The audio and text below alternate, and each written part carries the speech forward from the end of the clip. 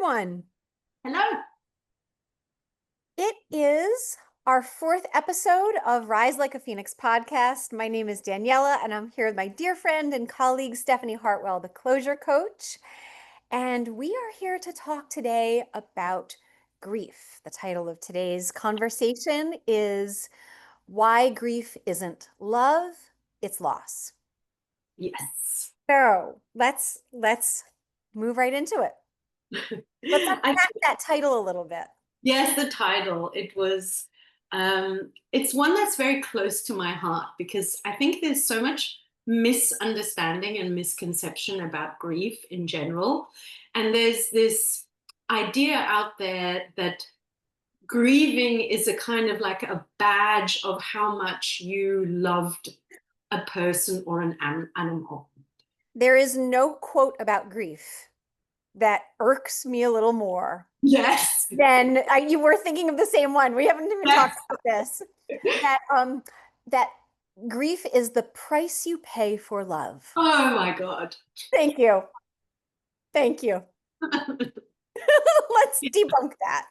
Let's completely debunk that. And I have a very raw experience of this right now because in the past couple of days, my very, very beautiful soul companion cat passed over the Rainbow Bridge. And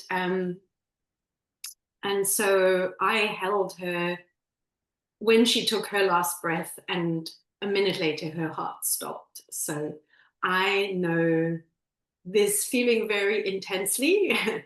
And I also wanted to show you what it looks like if you know how to process it. Because I think if I didn't know how to process it, I would have never been able to sit on this podcast with you today. So absolutely, of course, if you don't care about something, you're not going to grieve it as deeply. But it isn't about the measure of how much you grieved something, because there's a lot of people also, which is, I don't know if there's a quote about this, that experience loss all the time and they just don't realize that they've experienced it. Because actually, grief and loss is speckled all over life in so many different ways. And we kind of just breeze through it or breeze over it. I mean, the one big thing that comes to my mind that hardly anyone talks about it is the loss of a friendship. Like, who do you hear talking about that?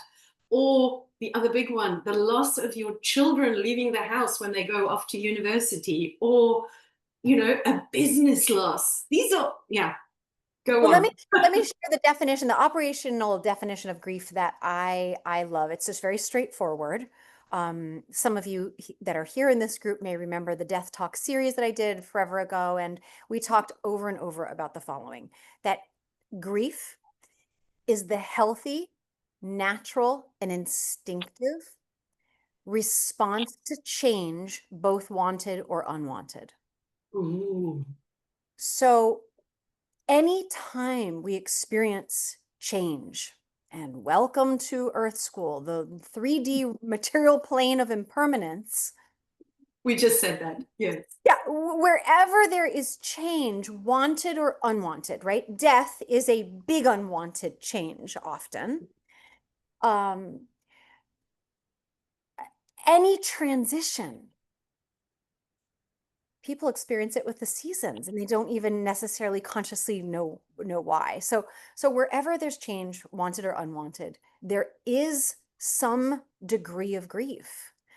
And we are not a culture at all that is taught this. You're lucky if you discover it for yourself, or you have others that help you to understand and comprehend this. And in fact, we are a culture that works really hard to try to focus on and keep things the same, to keep them from changing because we like them in that form.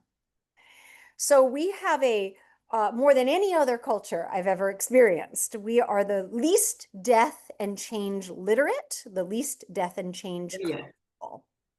Yeah. Yeah, for sure. And it's so poignant that you said it's literally molded into change wherever it is, large and small, every day. It's like there is some amazing quote that I can't remember right now. It's like, was it on the tombstone of a famous poet? Like, deceased on this day, but died many, many times before that. Was it Keats? I can't remember, Love but that. I've never heard that. it's like, yeah, deceased on this day on the tombstone, but died many, many, many times before Wow. that. I love that. Because that's the truth. You are no longer the person that you used to be. You are no longer living the life that you have. And I also love that you say that we are no longer in a place where grief and transition and the changes that we go through are part of um, the language of just processing, and it's part of life. You cannot escape it. There is no way around it. And but I there was another amazing quote about the thing. It's like, you should feel the emotions, but you shouldn't get stuck there. And that's what I really think is important. Is we're not saying that grief is unnecessary. I think it's very necessary, because when a big change happens, your body's experiencing it. It's completely natural. When my cat died, I like the world stood still. I lost track of time, of space. I sobbed. I didn't know whether it was sunshine or daylight or what to do next. But as I moved through it with the processing, it kind of stabilized again. But it's not that you should feel no feelings. And there are, I have to point a finger a little bit at some modalities in personal development and spirituality that go down the avenue of, oh, it's just a thought, or it's not really real, or, they chalk this transition period down to it's like, oh, it's just from one space to the other, from one frequency to the other, and therefore you should feel nothing. I think that's also completely denying the very real 3D experience that we have here. And I know you and I have spoken about this a lot. And there very well might be some people, and I think I've come in contact with them for whom that is, and this is always the litmus for me, for whom that is their actual embodied somatic direct experience. Yes. Right? That statement is a complete and honest reflection of their evolution, their level of consciousness, right? But that isn't mine. If Yes. if something happened expected or unexpected, to many of you know, my Jackson Brown is like Stephanie's Tilly cat, right? If something unexpected or expected happened and he crossed over, I would feel, my heart would feel like it broke in two. I know it. And that's human. That's okay. That's healthy. That's I Yeah. have to quickly adjust to Mhm. his form no longer in the way I'd spent all these years with him. So I think that is, if I had one prayer for myself, for all of us, is that we honor always our authentic experience. One of my teachers always said, please never, ever pretend yourself more evolved than you are. Just really just don't do it. And Be also the flip side of that is not spiritually or judging yourself, that you should just see the transition as a frequency or vibrational shift, or you should just be okay with everything, or you should just see it as a thought that isn't real. It's like the moment that should thing creeps in there, it is not your authentic experience. And nothing is more spiritual than honoring exactly where you are right now, feeling what you are exactly feeling right now. That is the absolute. I mean, I did a couple of sessions today. It's like, it comes up so much with people who've done personal development and spirituality. Oh, yes, but I know that it's XYZ. I know that it's a higher frequency, or I know that everything is always at one end. Who cares in that moment? If you're feeling something, then that is your most spiritual invitation to attend to that. End of. that self-honesty. So I stand by the self-honesty is the highest virtue on the spiritual path or the life path. We don't even have to call it the spiritual path. We call it the life path. The life path. It's like, yes. Just as a couple, yeah. There's so many, like, I just come around again and again to this idea that there's so many quotes that are so well-meaning, but yet when it comes to the nitty-gritty of how do I actually manage that in my actual life, where actual things happen, how on earth am I going to navigate that there? And the next one that I'm on about again and again is time does not heal Tear, absolutely tear it anything. up. Tear it up for us. Remind us. Oh, Stephanie, why doesn't time heal all wounds? The conveyor belt theory. It's like, or as I call it, the food that fell down the back of the fridge. I love that one so much. It's just like your life has just front loaded some other things, or you've gone to the shop and stuffed more food into the fridge, and now there's some disgustingly green, yucky, moldy. You've all had that moment where you've opened a jar. You know you have. No.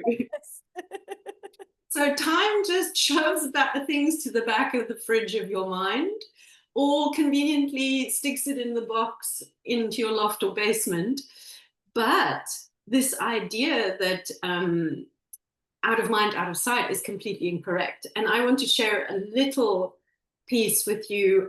When Tilly Cat died, I'm currently wearing a continuous glucose monitor just to keep myself a little bit informed about my changing hormones, because they do have an effect on your glucose response. And I was wearing a ring that tracks your heartbeat and your heart rate variability.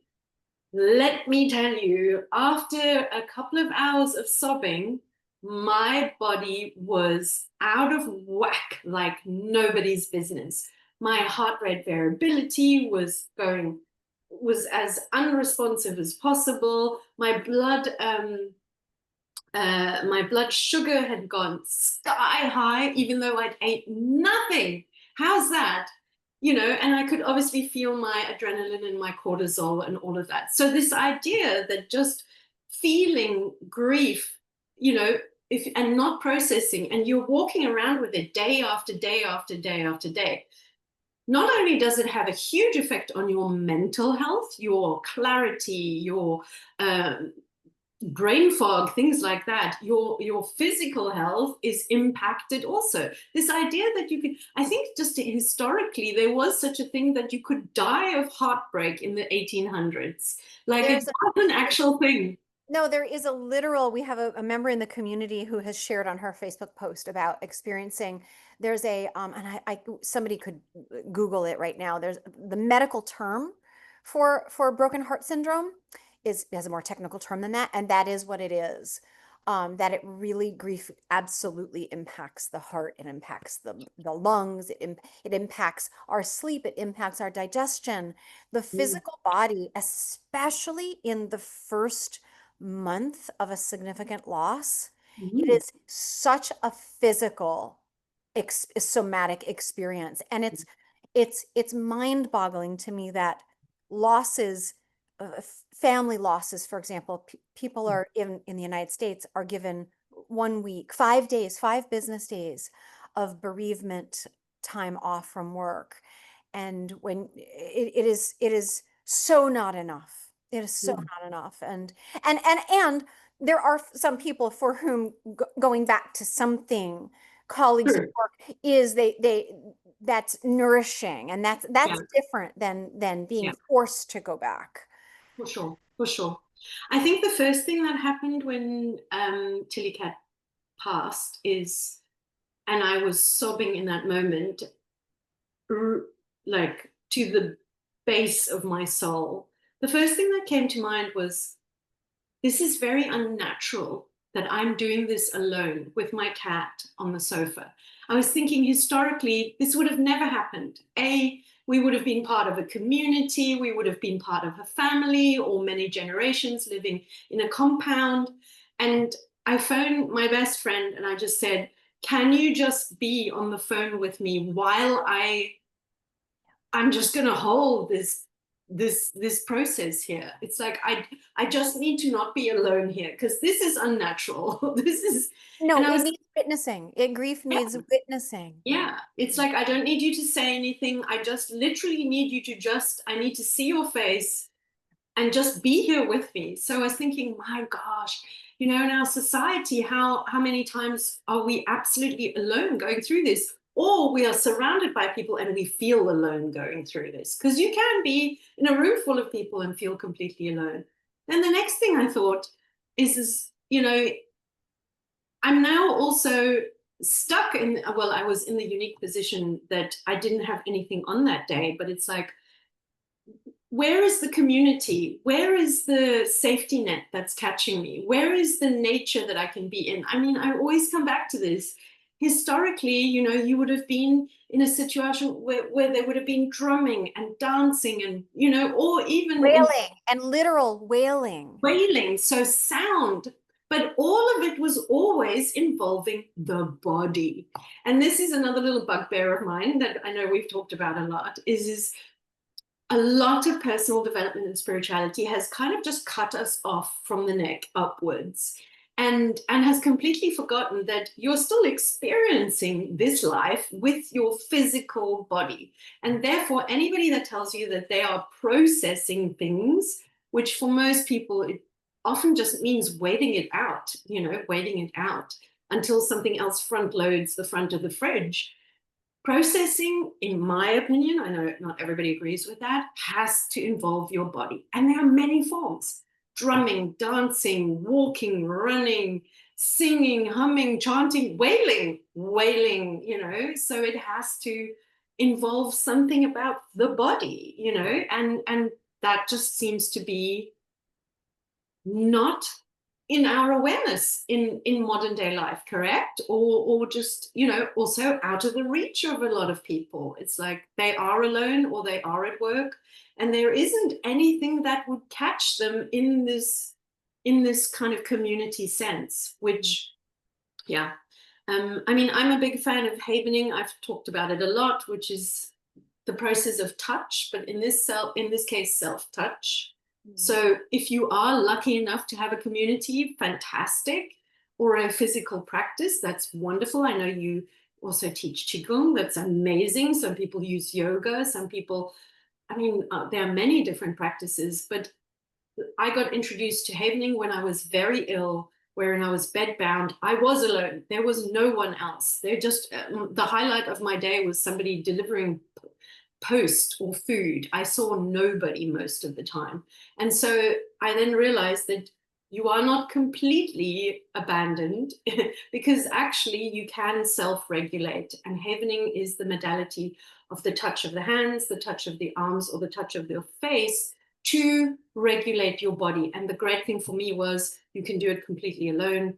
And also you can do it when you're bedbound lying down. So that's how my life guided me to this piece. But what I really want to highlight is you must find something physical to process it. Even journaling is a way of physically participating in that process. So what kind of things do you really like for processing, especially grief? Well, and I've shared with this with some of you, you're hearing this for the 100th time, so bear with me, but and some this may be useful and new. Um, what came to me was a practice that I then went on to teach. Some of you know it as soul yoga, and some of you know it as grief moves. And when I experienced one of the most painful losses in my life, the most significant and painful losses in my life, I remember walking around afterwards, and I felt so heavy and achy in my body. And I remembered saying to Christopher, we were walking around the field, and I was like, my fucking hips hurt. Like it hurt to move. And so I went and I just prayed on it. And for me, prayer means, as you all know, pause, ask, listen, go commune with the voice of the friend, capital F, right? The voice that speaks to you in images, words, language, impressions, impulse, simple directions in the space between the thoughts. So I pause, ask, listen. That for me is what prayer is. And and I prayed to commune with my friend that had crossed over. And he shared with me a practice that then became soul yoga or grief moves. And here's how it goes. It's very simple. I made playlists that brought me into the feeling of the connection I cherished with this person. And so the playlist, wasn't one genre of music by any stretch. It was very diverse, but yet the common thread was, in some way, this reminds me or has me feel connected to the feeling I feel with them. And my perspective on grief is that we are acclimating to the change in form, and it's not the end of the story. I've had enough death and loss in my life to know that the relationship continues and it's in a new form. So it's almost like you're learning now this new language and this new way of relating and dancing together. It's a little more subtle, right? It's very gross in the material plane. I'm petting the dog. The dog is right here, right? I'm hanging out with my friend. They're right here in the room. So the practice goes as such. You create a playlist of music that brings you into the heart space of that relationship and connection. And you put on shuffle, so you don't choose the songs that come up. And there's a little bit of a game of synchronicity that comes up, right? So my playlist had like 50 songs. And without fail, you play 4 songs. And the game is simple. I would invite them from the unseen realm to join me. And you don't let your body stop moving, and you make sound. It could be in some moments singing the lyrics, it could be humming, it could be crying, it's just sound. Any Right. kind of sound. And it's not dancing, it's movement. In other words, you stand still, let the music move you. Let yourself be moved, let the grief move you. And it was so powerful. And the first many times I did this practice, I could only honestly tolerate just kind of swaying a little, just a little bit of swaying. And then let's fast forward a year later, we're like doing the Charleston. We are having a blast together, right? So it was an evolution. And the other thing about grief is that, like, it's an energy. I wouldn't go so far as to say it's an emotion per se. Grief is not only the natural, healthy, instinctive response to change, wanted and unwanted, it's an energy that yearns only for one thing. It's movement. And Mm. how does it move? It's through the body, the act of anything with the body. It Anything. yearns to move. So the soul yoga or grief moves was what was my practice of, in the most healthy way possible, of of honoring the change, honoring the pain, honoring the heartache, being with, allowing that energy to continuously move. And there was always a clearing on the other side. It was like another layer, another layer, another layer.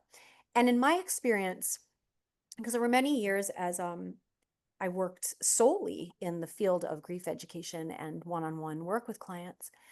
When people say they're stuck in grief, here's what I've come to really believe is true.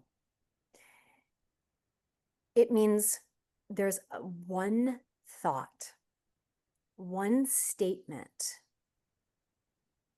that is so painful and so believed and so real for the person that they believe true. And it's typically a complaint or an upset or a self or a loathing about either oneself or another player in the story. Yeah. Either it's not unusual. It's either the person blames themselves for something. Mm. That They they did or didn't do. Yeah. Yeah, so that they did or didn't do. They Yeah. blame the person who crossed over for something they did or didn't do or said or didn't say. Yeah. or they blame a family member or a physician or something. So there's some level of guilt and blame and shame, something they're carrying that they believe true that is so painful, and they just don't know how to reconcile it.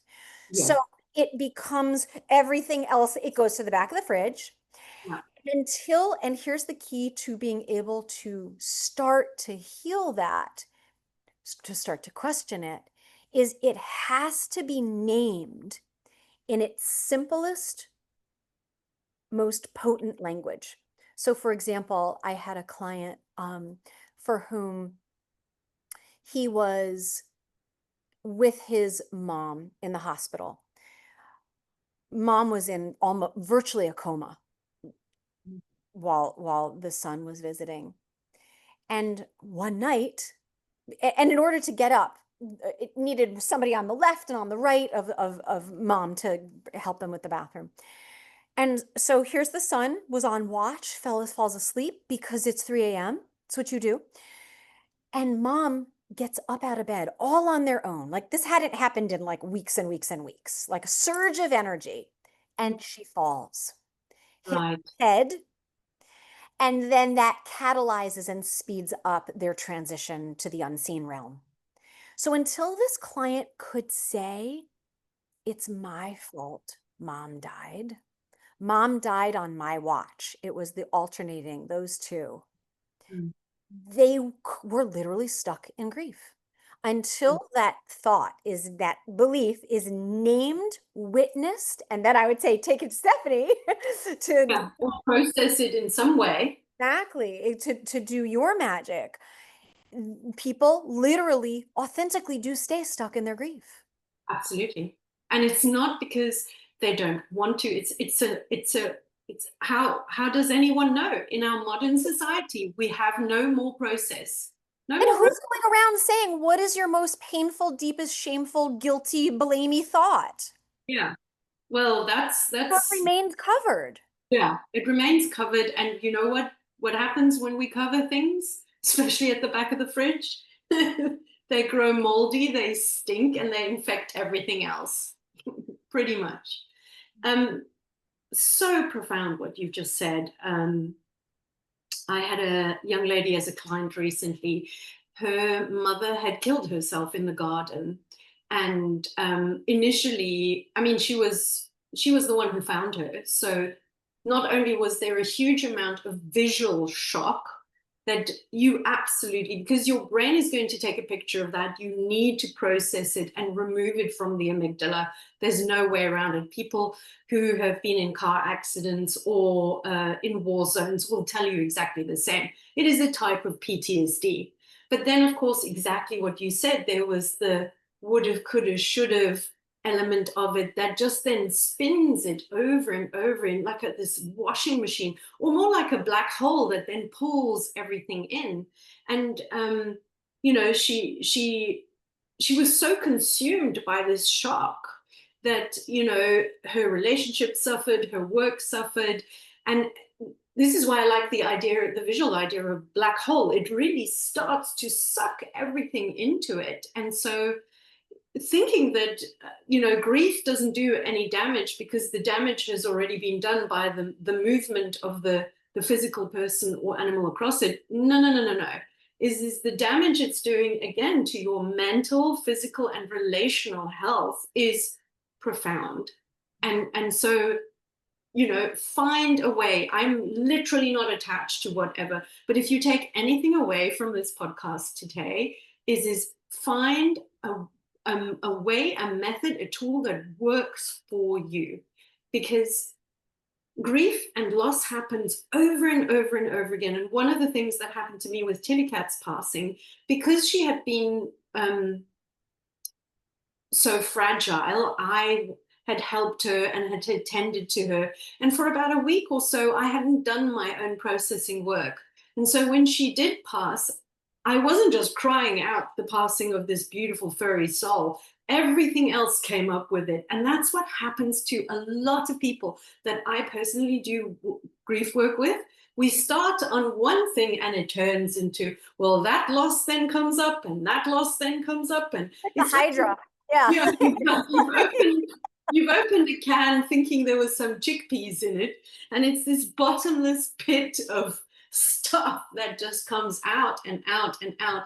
And we know beyond a shadow of a doubt now that there's certain illnesses that are definitely triggered, exacerbated, or even set up by unprocessed emotional experiences that always affect the body. There is no such thing as it not affecting the body. I mean, today we have so many ways to avoid our emotions. Your average person gets up immediately on the phone, then immediately on the radio, then watch the news on TV, then a podcast on the way to work. It's like there is literally never a single moment to actually feel your emotions. And of course, there's also a whole group of people that cannot feel their emotions because their childhood trauma set it up in such a way that it wasn't witnessed, it wasn't allowed, it wasn't encouraged, or it wasn't even modeled. So you can grow up not knowing how to feel your feelings because you didn't see mom and dad feel them. There doesn't even need to be a trauma. You just, that entire piece of I feel this and this is how I process this feeling is just missing from your software operating system and hard drive. And so we must reconnect. And this is one of the most emotionally aware, awakened, educated, and also spiritually aware things. Because when I was in the grief of her loss, there was nothing coming through me. There was nothing coming through me. And for weeks and weeks before that, I had very deeply tuned into the cat. I did muscle testing. She told me, this sounds, a bit out there, but she told me that she wanted to pass naturally, and I wanted to honor that. And she was, incredibly healthy. I made a deal with her. I'm like, we're going to go to the vet, and if the vet assures me that you are not in pain, I'm good, that you can go however you want to go. The vet came several times, assured me that it was just old age. I'm like, okay, you have given me 18 years of all the love and the joy and the support. I am going to honor this rite of passage in the way that you wanted. So I had, communion with her all along. But the moment I fell into that sobbing grief, there was nothing. And I'm like, holy moly, there's this really important moment now where she's probably just outside the body. And I'm just in this loss. It's like, I want to talk to her. I want to know how she's doing. I want to know if she's still with me. And so one of the biggest motivations to clear and to process is because you are going to have so much more clarity, intuition, connection than you could possibly imagine. And this particular client that I talked about earlier, once we cleared out the shock, the absolute PTSD shock of finding her mother, she was immediately flooded with so much information about how her mother had timed it perfectly, how her mother had actually stashed away a memoir, and that she had remembered where it was. Like the amount of information that came rushing in straight after we cleared what I call the emotional heat out of it. After the session, she's like, oh my God, not only do I, am I now swimming in all the good memories and the joy and the reverence and the love, but also I'm getting messages and intuition and connection like never before. So, it's like, not only should you process from a perspective of alleviating your nervous system, alleviating the effect it has on your physical and emotional and mental health, but it's like, if you have any interest in a cleared channel to, not only the person or the animal or whatever has passed, but in general, you want to be clearing out grief and loss out of your system. I always say is like, what if spirituality isn't about adding things? What if it's about removing things? That Rumi quote, it just doesn't leave me alone. You No. were not meant to seek and find love, hashtag the divine or spirit or whatever you want to call it. You were meant to seek, find, and clear the barriers that, he says that You have placed between yourself and the yeah. experience of. Obviously not consciously, Innocently, it's not, it's innocent not much. placement, innocent placement. Unconscious innocent placement, or that other one, I think it was Jung, until you make the unconscious conscious, you will call you will call it fate. Your life will go down certain avenues and you will call it fate. Or is it your unconscious that is taking you down those habits and patterns? And grief can, it can, It can hijack your wow, entire life. it can. Don't know how to acknowledge it and to allow it to move. And in my and it is that simple that it yearns to move. And how are how to other ways that it moves. You shared some journaling, we shared movement. Another way that is very like traditional in our cells is storytelling. And Yeah, so one of the most important, like you shared with me in your memo, that you looked through pictures as yeah. part of that was instinctive and natural for you, right? Why? Because pictures are stories. So that is very healthy to look at photos. It's very healthy. And this is how people that are not, that are supporting someone grieving can support them. I run into this so often. People very innocently will say, well, I don't want to bring up Tilly Cat because I don't want to make Stephanie sad. Yeah. No, Stephanie's already sad. Yes. Talking about Tilly Cat, talking about those who cross over, talking about what it's like to have your child move out, leave the nest, whatever the change or transition is, wanted or unwanted, acknowledging it, talking about it, telling stories, like, oh, what is one of your, sweetest memories? What was Tilly Cat's fiercest quality? If you could embody any quality of Tilly Cat, what would it be? Ask Oh my God. people questions. It is so they so value and appreciate it, and then listen presently. um you'll never make someone more upset. People Mm. yearn to hear the name of someone that has crossed over, and if it stings, it's because something's incomplete, or something has a thought or a belief Mhm. or a blame or a guilt or a shame hasn't yet had closure. Something Yeah. is still alive, that is a wound, not Yes. the ache of I'm now having to adjust to this new form.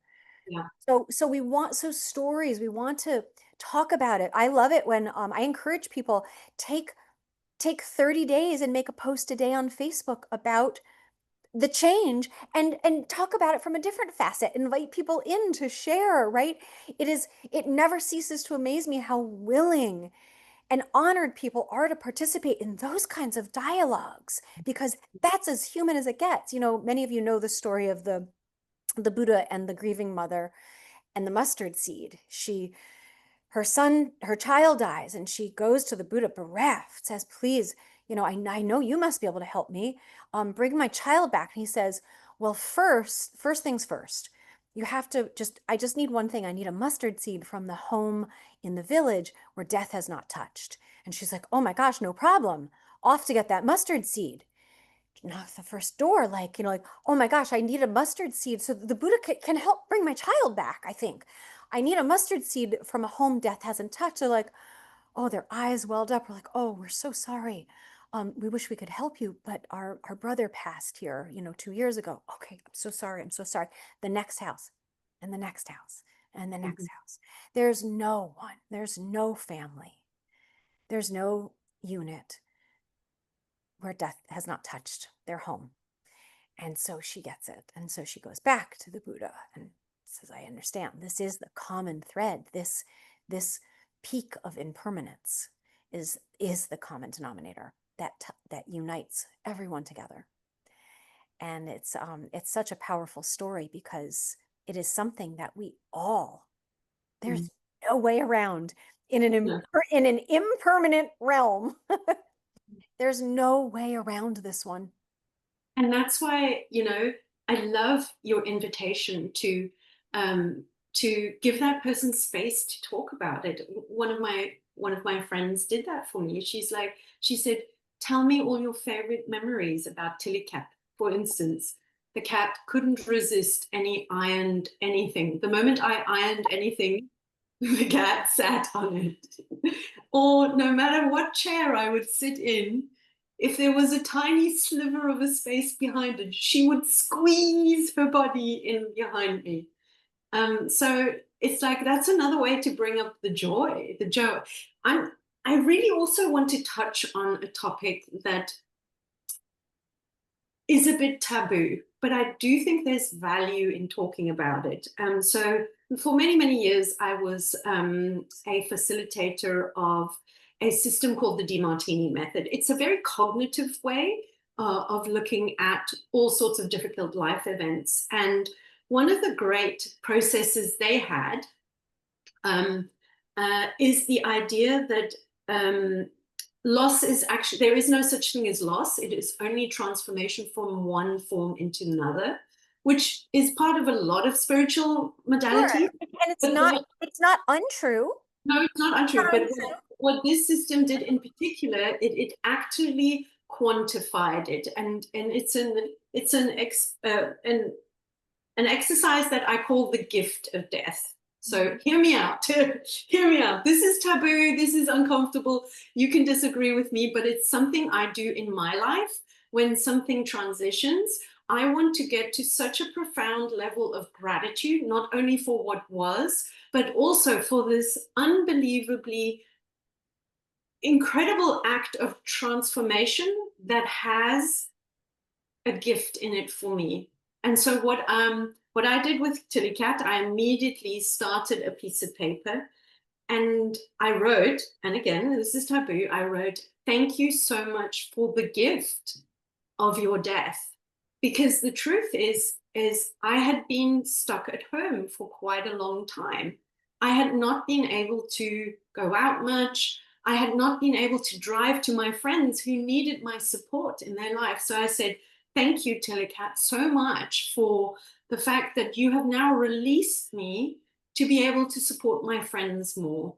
The other thing I deeply wanted to thank her for is the precise moment that she waited for. I shared it with you earlier. It's like, I live alone, I work alone, I don't see many people.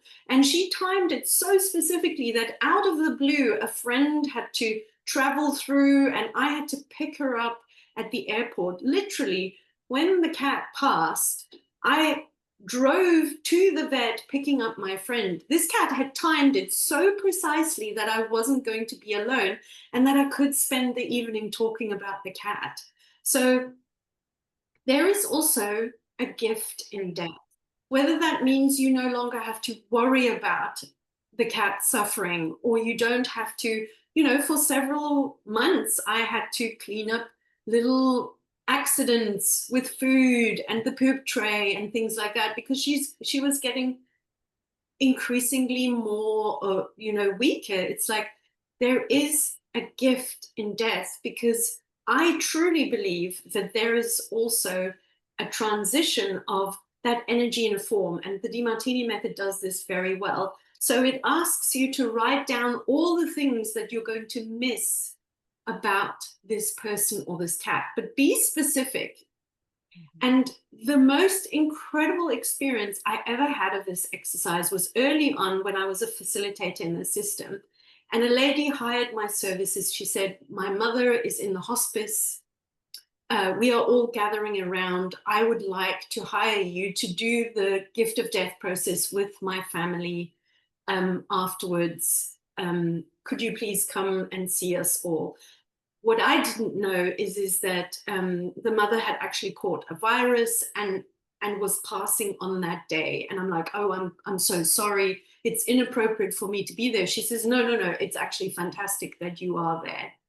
And so as the people came into the grandmother's room and then left out, I said, "Just give me 3 or 4 things that you're now going to miss about your granny when she transitions."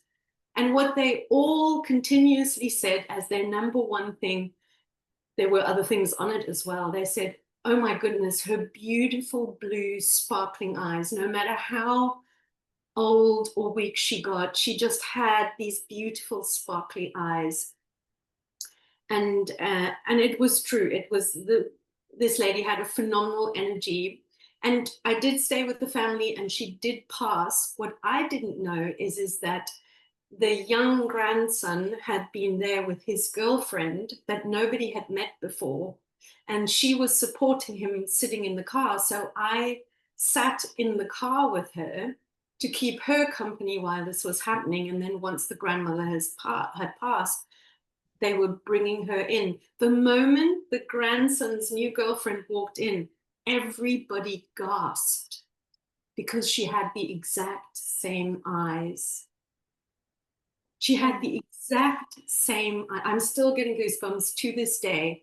It was like, and in the DeMartini method, we describe it as a dandelion. When life blows on the dandelion, the elements settle in the people, in the events, in the things around you, because energy cannot be created or destroyed. It can only be transformed. So like the dandelion, it is no longer there in the complete flower, but the essences and the energies and the qualities are in the people around it. And just like the element of the beautiful, bright blue, sparkly eyes had been handed to another element, you will never not have the love. You will never not have the support. You will never not have the whatever it will be that you miss about that. It will just move into a new form that is now ready for you to step into your new evolution, and mm, for the animal or the person or the thing that has passed to go on their journey.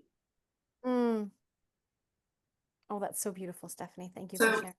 on my fridge, there is a list of all the things that I miss about Tilly Cat. And every single day, I obviously tune in and I say thank you for everything that was. And then I always go, come on, show me where you are. Show me where you are. Because I know you've settled somewhere around me into the people, the places, the events, the experiences. Where are you? I want to see you. Has she shown up in your dreams at all? Have you seen any sign? Yes. Yes, yes, yes. So I know this is a bit personal, but literally this past weekend, I've been dating a new person in my he's been in my life for a couple of months in dating, and it was the first time he came to my home, and we had a dinner in my kitchen, and he just brushed past me in exactly the way that she did it. She kind of did it with her tail, but he did it in a very similar kind of a movement. Oh, And it was that, I mean, I obviously didn't tell him, but it just reminded me, like, it just reminded me in that moment of a similar, because of course, before the only person that touched me was her, with her tail and her paws and her body. And it's like, it was like touch had been handed over to somebody else. oh, So, oh, that is magnificent. energy isn't lost. It cannot be lost. But we have to get to a point where we are stable enough in our energy that we can witness that handover, That we can catch it. that we can catch it, we can realize it, we can be in awe of that incredible handover of, there's very clearly, I'm going into a new chapter. She has released me from so many things through her gift of death, that now already, I'm I'm able to do different things because she's no longer here. Mm. So that energy isn't lost, it's just in a new form that will now get me into a new state of being, into a new state of evolution. And I'm so grateful for her. I think that's the most important thing that that for me about processing grief. It's like, I want to be in that gratitude. I want to be in those beautiful memories. I want to remember every beautiful, furry, poi, great, snuggly. She used to lie under the duvet like a human and just put her head on the pillow. It's like, this is weird. This is very strange and weird for a cat. Those people in me. It's I like love people, people, that. I want to stay in that. I want to stay in that energy, and and be in that gratitude, you know. And so I do want to place that into everybody's consciousness, that it is absolutely possible to move from grief into gratitude. But 100%. if I had a phrase, I would invite everybody to put on their fridge and just consider that that grief is the vastness of gratitude. I don't think we're taught, I think we can innocently think that gratefulness feels wonderful, Mhm. right? That it has you feel happy and good. And I think why we ache so much in grief, why it's so achy, it is because that much gratefulness stretches us to our fullest capacity. It stretches us out. We don't even associate ache with gratefulness, like the magnitude Yes. of gratefulness. And I am convinced that that is the source of why releasing that which we love in the form that it's in aches so much when it is no longer, because it is the vastness of gratefulness that creates that ache. And to connect those dots, to connect that consciously, to be with that, and then be with those, sometimes not sometimes, it is up to us to adult ourselves. And if we are not able to, hire out someone to support us and help us and teach us tools so that ultimately we can adult ourselves. And by adulting, I mean asking ourselves really skillful insight questions. What is this? What is this event that's painful or challenging or hard or scary? Insisting I cultivate in myself. What is it that? What do I need? What do I want? What do I feel I no longer have access to with it because of this change? When we get skillful at asking ourselves wise, insightful questions, we can then sit in a wisdom dialogue and commune in the space between our thoughts and be in our own school of wisdom. Mm. And sometimes doing that with another. Sometimes that's where you invest. Hire someone that has that skill to bring you that. But to sit in the suffering and the pain is unnecessary, because there is so much. I used to teach a course called The Wisdom of Grief. Mm. There's a wisdom in it, right? You're like, there's a gift, and there's a gift and there's wisdom. Mm. There's tremendous wisdom in change, Yeah. transition, and loss. In fact, it is by far, in my personal experience, the single greatest teacher, because it has us uncomfortable. We don't often do massive strides in growth and evolution when we're comfortable and and things are going smooth. I just cherish the in between time. Like right now in my life, it's really great. Mm. I'm okay not doing epic growth right at the moment, because the last 2 years were so horribly uncomfortable, so much growth and evolution. So I am relishing in the sweetness of right now, because I know another wave will be coming. There'll be epic lessons coming and continuing. So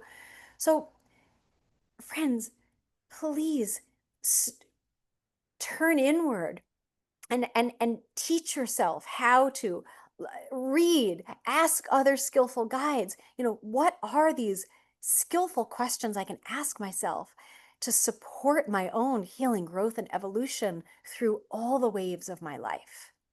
We are given all the material we need for our current learning, unlearning, healing, growing, and evolving in your life, in the curriculum of your unique, precious life, exactly as it appears.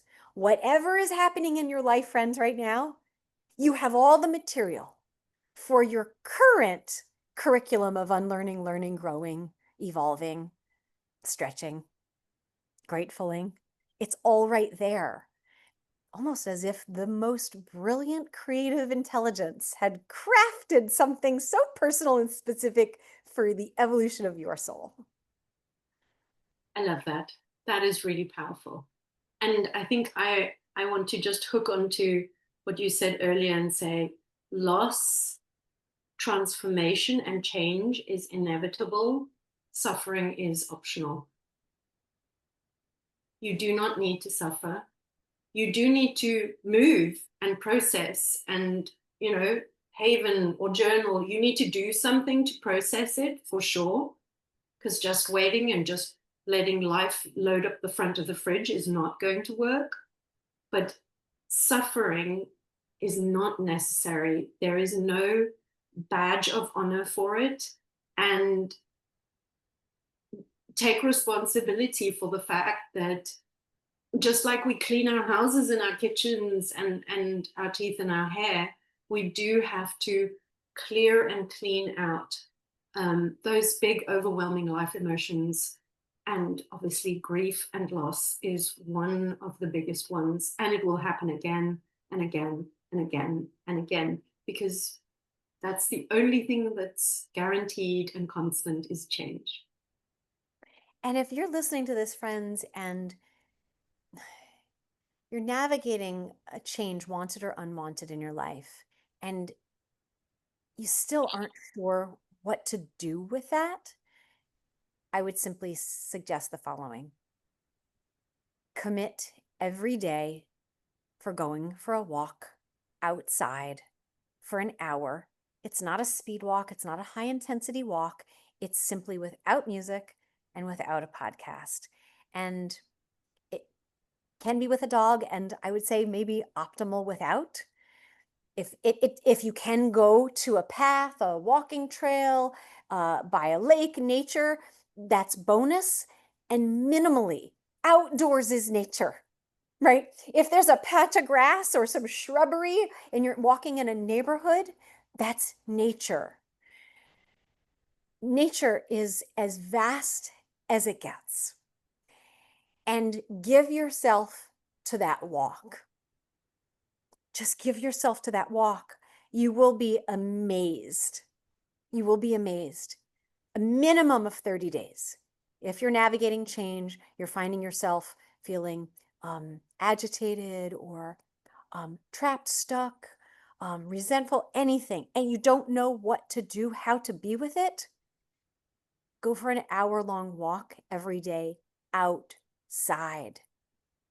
And it doesn't have to be silence. You're going to hear noise. There's plenty of noises outside. Give yourself that. Let it have you. Let it have you. Surrender yourself to it. Guide me. Guide me. I'm paying attention. That's all you have to say. You don't have to, beyond that, even have any more of a declaration or an intention. You just chalice arms. I'm paying attention. Guide me. Help me. Yeah, Help me. beautiful. And if in any shape or form that feels impossible, overwhelming, not accessible, or just impossible, then do reach out. I know Daniela's got a vast amount of experience, and I of course do the havening, where we use the psychosensory tool of touch, where we literally, I know this sounds insane, rub the heat of the emotions and the grief out of your body. If you can see me in in the great energy group right now, it literally is this. It's 30 to 60 minutes of literally rubbing the grief, the sadness, the loss out of your physical body. Because sometimes you aren't able to talk about it for whatever reason. Mm. And I highly recommend Stephanie's one-on-one services. They're profound and affordable. And I think that there is anything we're navigating always has some component of grief to it. Anything that is incomplete, anything that you wouldn't check the box yet. Yes, now I've experienced closure around X, Y, or Z. There is a common denominator of grief that Especially the things that didn't happen, the love, the acknowledgement, the support, the guidance, whatever that is, that didn't happen. I think this is the grief and loss that never gets talked about ever.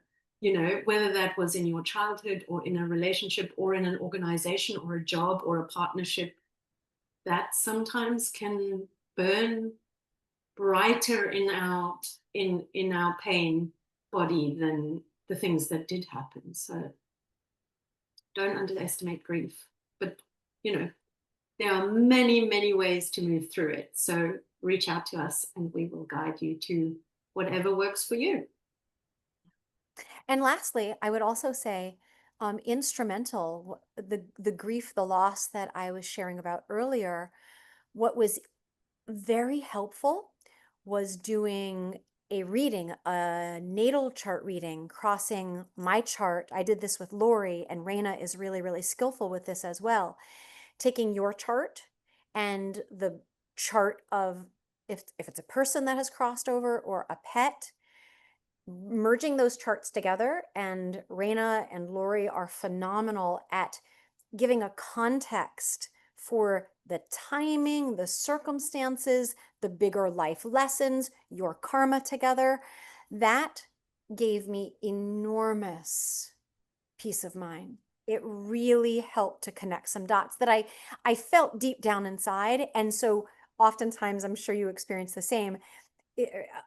A natal chart reading from Lori or Raina is, it affirms what you dared to connect with in your deepest cells, right? And then it's like it's right there, so affirming what you felt so deeply. And that also is invaluable. I find that, especially when losses just feel so devastating, that's another avenue that can contribute to a great degree of peace. You see, there's no exception to the rightness of the situation. And that is something that only you can feel in your own direct experience. Nobody can tell you that. Yet that has only been my experience without exception. And even including really traumatic, really awful losses, right? Those natal chart readings gave me a peace that I don't think would have come to me any other way. So that also is another, can be extremely valuable. Mm. Yeah. All right. I think that's all from us for today. All right, friends. If anyone is listening to this and is interested in connecting with Raina in this way, you would simply go to rainaelkins.com. She's a phenomenal astrologer. And for those of you listening to this, there is a coupon code for a first time session with her, and it's all caps Astro 40. And that'll give you a 40% off for a first session. So gift yourself that. It's really incredible. Thank you so much, Stephanie. Thank you for sharing your wisdom, your experience, your heart. And thank you for sharing Tilly Cat with us. Yes, beautiful furry tilly cat who is now in her new form around me and has sprinkled her exceptional essence into the people and the places and the newness that is now going to come in as a result of the gift of her passing. I'm really struck your description of the tail, and I keep seeing, those incredible artists that can, with one pen or pencil, make like one line, and you know what that is. You're like, there's two lines and it's a mother holding a child, right? And it's just perfection. I keep seeing the perfect line. I'm not going to try to do it. I'm going to leave it in the world of forms, right? Because but I just keep seeing this, just the and the back legs and the haunch and the so you have she's just made the rounds with all of us. She's just changed her form into a new, and yeah, the new that is coming into my life now. Oh, how magnificent. Oh my gosh. I'm so grateful for her presence in your life for 18 years. I'm so grateful for who she has been and who she will continue to be For for and sure. for. Yeah. Thank you so much. I love you. I love you all. Thank you so much for spending this hour with us, and we look forward to see you for episode 5. Mwah. Bye for now. Rise like a phoenix. Uh,